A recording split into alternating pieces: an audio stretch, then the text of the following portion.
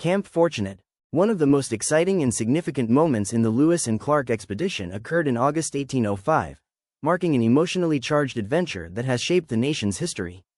Located at Clark Canyon Reservoir, Camp Fortunate Overlook is considered one of the most notable spots of great historic interest along the Lewis and Clark Trail.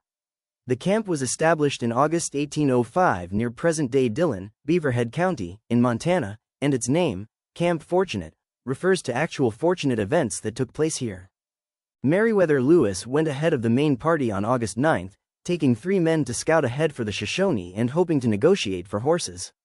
Upon crossing the Continental Divide at Lemhi Pass, the explorers ventured into the beautiful Lemhi Valley, where they came upon a small group of Shoshone women. Initially startled and frightened, the women attempted to flee. However, the women were frightened, but Lewis calmed one older woman and offered gifts.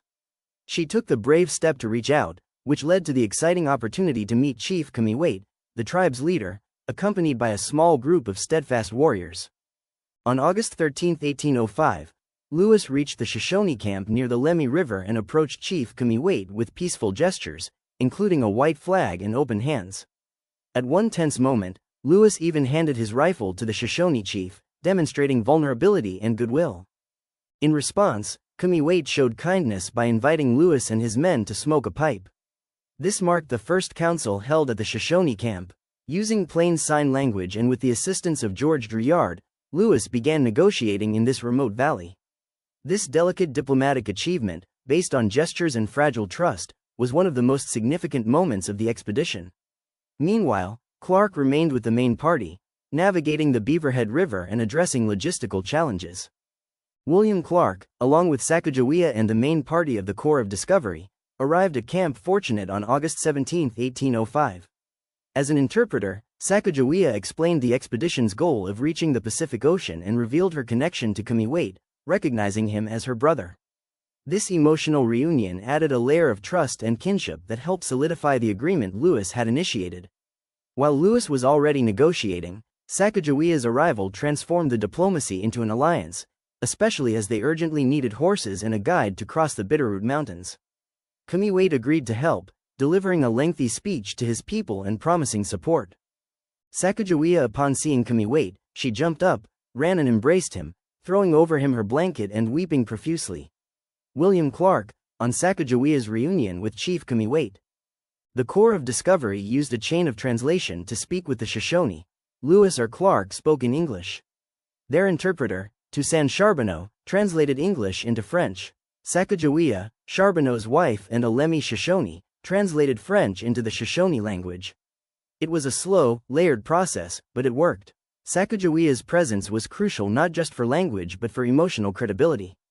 Her reunion with Chief Cameahwait, her brother, gave the Corps instant trust and access. Beyond material trade, Cameahwait offered something even more significant: trust. He welcomed Lewis and his men with food, serviceberry cakes, antelope, and salmon, and invited them to dance and sing with his people. This warm reception secured the expedition's future, as the Shoshone provided horses, guides, and valuable geographical knowledge that allowed the Corps. At Camp Fortunate, the story of Lewis and Clark is presented in 2 distinct interpretive areas, each providing a unique perspective on history and the landscape. Camp Fortunate Overlook. This overlook is situated high above the Clark Canyon Reservoir, near the Clark Canyon Dam. It features interpretive signs that detail the pivotal 1805 meeting with the Shoshone, Sacagawea's reunion with her family, and the expedition's transition from river travel to horseback riding. Visitors can enjoy panoramic views of the reservoir, including the submerged site of the original camp. The reservoir was completed in the 1960s, long after Lewis and Clark's 1805 meeting with the Shoshone. However, the creation of the reservoir submerged the confluence where this significant event took place, which now lies 80 feet underwater when the reservoir is full. Still, the Camp Fortunate Overlook provides a serene setting for reflection. Additionally, it supplies water to farms and ranches in the region, supporting agriculture in the arid Montana landscape. Fishing, boating, and camping are popular activities at the reservoir. The area is now part of the Clark Canyon Reservoir Recreation Area, which offers camping, fishing, and picnicking opportunities. Additionally, it supplies water to farms and ranches in the region, supporting agriculture in the arid Montana landscape. Fishing, boating, and camping are popular activities at the reservoir. Lewis and Clark named it Camp Fortunate due to a truly unexpected and game-changing moment during the Lewis and Clark expedition in 1805. The expedition encountered the Lemhi Shoshone tribe. This emotional reunion helped build trust between the explorers and the tribe. Additionally, Lewis and Clark cached supplies at this location, planning to retrieve them on their return journey. This moment represented hope and thoughtful planning. In 1915, the Montana Daughters of the American Revolution, DAR, honored Sacagawea by erecting a commemorative bronze tablet near Camp Fortunate. This tribute was one of the earliest formal recognitions of Sacagawea's contributions to American history, particularly her role in the Lewis and Clark expedition. The marker still stands near Clark Canyon Reservoir in the Beaverhead Campground, silently honoring her legacy in the very landscape she once traversed. The marker reads, "In commemoration of Sacagawea, who guided Lewis and Clark through this, the land of her childhood and capture. On August 17, 1805, she rejoined her tribe near this site. The services she rendered to the expedition were invaluable." Lewis and Clark named it Camp Fortunate due to a truly unexpected and game-changing moment during the Lewis and Clark expedition in 1805.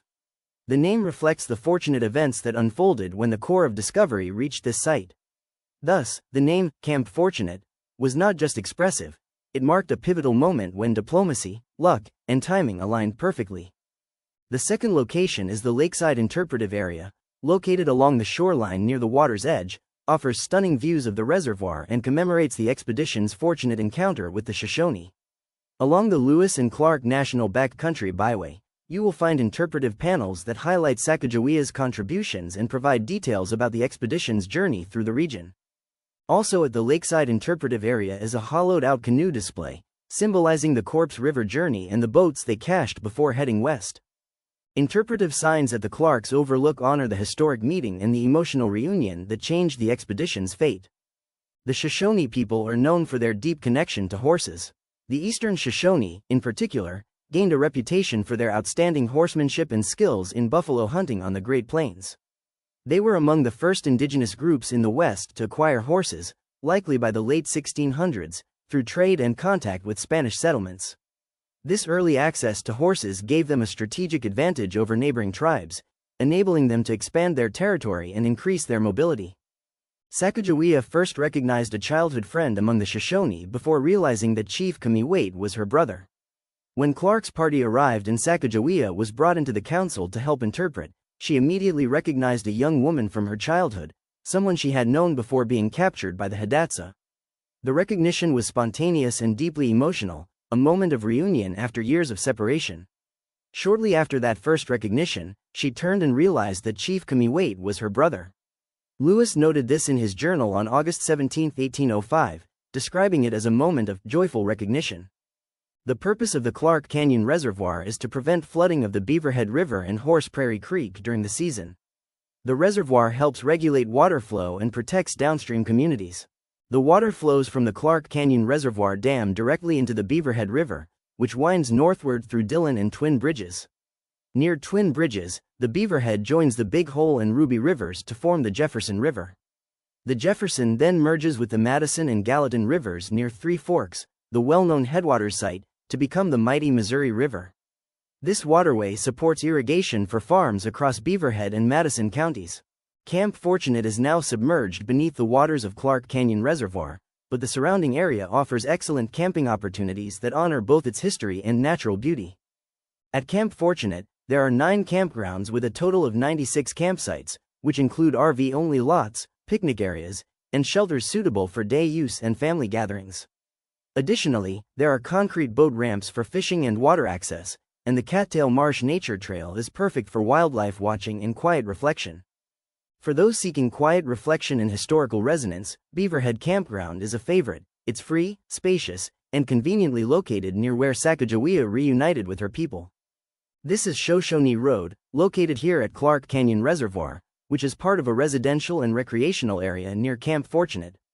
This street leads to local campgrounds, boat ramps, and access points for the reservoir.